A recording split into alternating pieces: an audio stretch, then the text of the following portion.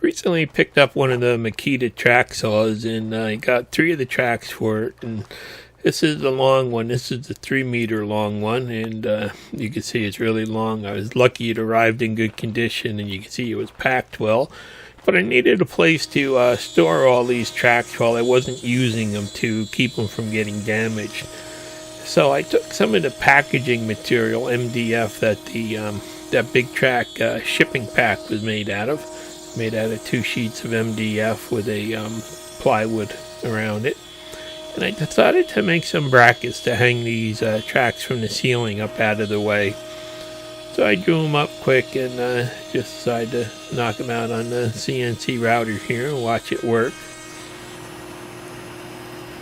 Now, I originally wanted to get the Festool saw, but I just couldn't justify the cost of it compared to the Makita after seeing some of the reviews about the Makita. So I picked that one up, and I actually wound up getting the saw and a 1 meter, a meter and a half, and the 3-meter tracks, all for less than the price of just the Festool saw. So, you know, there wasn't much of a decision to make there.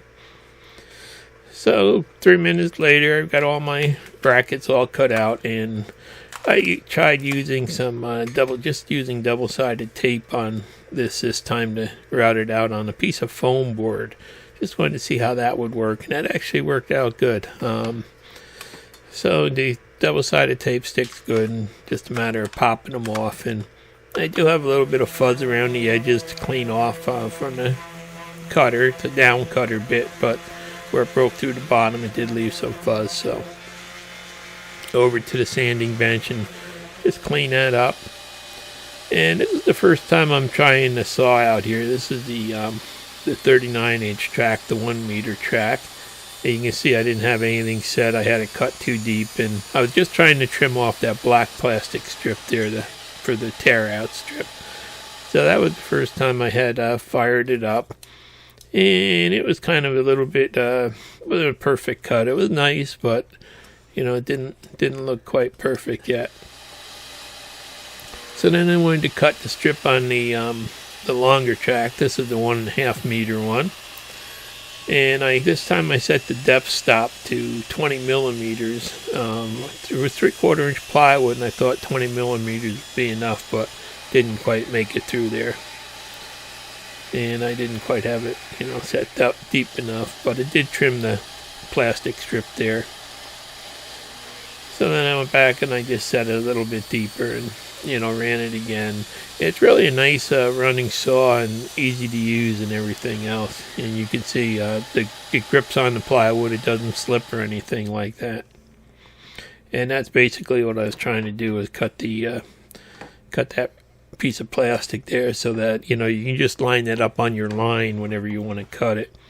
And I did notice, starting to play with it a little bit here, that there was a little bit of slop in the track, and then I realized there was an adjustment on them that probably was half of my problem.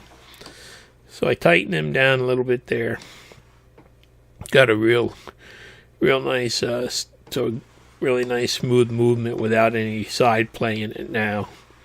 That feels really nice. So there are a lot of adjustments on this, and it will tilt 45 degrees. So there's a little thumb screw on each end. You loosen up and you tilt it, but kind of it was tilting out of the saw at first, out of the track at first, but I didn't realize there's a little lock that you slide down in the track.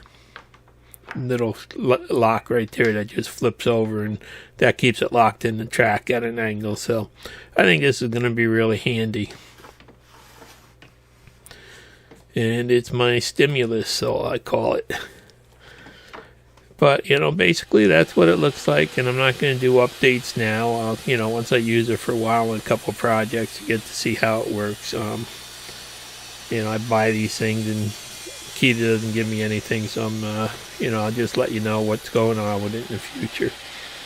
But right there, after getting it adjusted down, I got a perfect table saw quality cut, and that's what I was really hoping for. So it looks like it's gonna, you know, do the job I bought it for. Now this is how those brackets are going to hang from the ceiling. The outer track is going to be the big one, and it pushes up in there and then drops down to lock in place. And then the two shorter ones will slide in from the end. Now when I cut these on the router, I didn't feel like changing bits, so I just left the little holes out for mounting them. So I'm going to just drill them now with a hand drill here. And you can see just how handy those that dog hole bench is with the those armor clamps. They work really good. And I just clamped the block on it to get the spacing down from the floor joist there. I'm just going to set it up there to use it to square it up. And I decided I was going to run it right along my center dust collection hose here. You know, kind of sit in front of the pipe, and you won't see the pipe, and it won't be in the way, and everybody will be happy.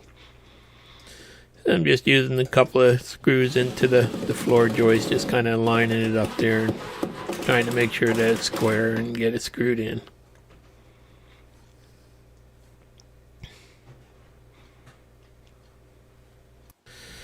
And I figured by standing the tracks up on end like that, that would be the safest way to store them, with that rubber strip up so it doesn't get nicked or damaged or anything.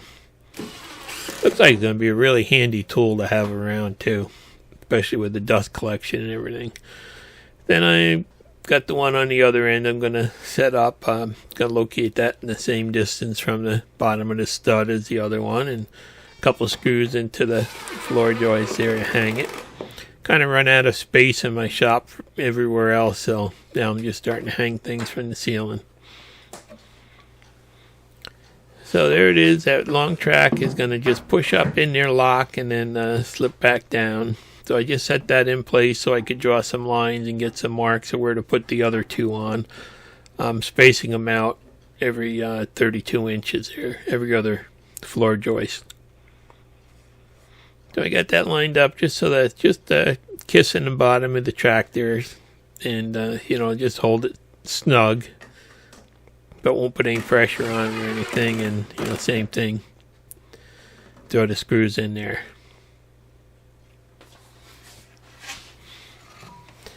Now you can see that one track will go in on the front, and then the two shorter ones are going to slide into the first two brackets like this. And they'll still be really easy for me to get out, and they're right at the end of the bench. You pull them out and they, you know, just about fall on the bench, so that'll be good. And then time to just get that last bracket there lined up and screwed in place. I can't believe it's snowing on and off out there today again. All my poor little plants that just started germinating are out there shivering in the cold and, you know, coated with snow right now. Crazy weather that we have.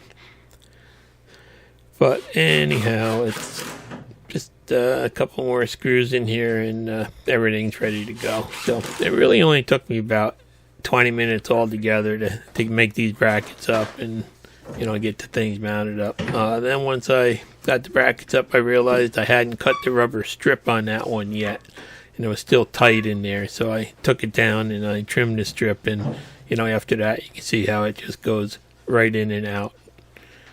It'll be really easy to store, and you can see just how flexible it is. So I wanted it mounted nice, and there it is. And let me just slide the third one up there.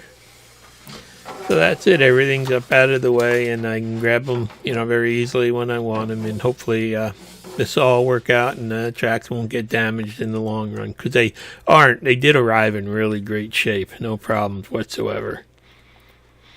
It's just amazing how long that 118-inch one is when you know, just looking at it. But it'll cut an 8-foot sheet, so that's what I really wanted. And I can put two of them together, and I can use it to trim my rough cut boards too now. Now this saw actually came with a case too. I couldn't believe how reasonably it was priced. But it came with a nice storage case that the saw fits right in, and a little pocket in the bottom for it to sit in. So it should stay nice if I, you know, put it away when I'm done with it and take good care of it. Won't really see a lot of use, but it'll be nice to have in the shop, especially for breaking down sheets. So I just thought I'd share this with you, in case anybody's bought one of these saws with a long track like this and trying to figure out what to do with it. It's worked out really good for me to, just kind of hang it up there where I could get at it easily and not have to worry about getting it damaged. Plus, it's up out of the way there, so I won't hit my head on it or anything. Thanks for watching. Please subscribe.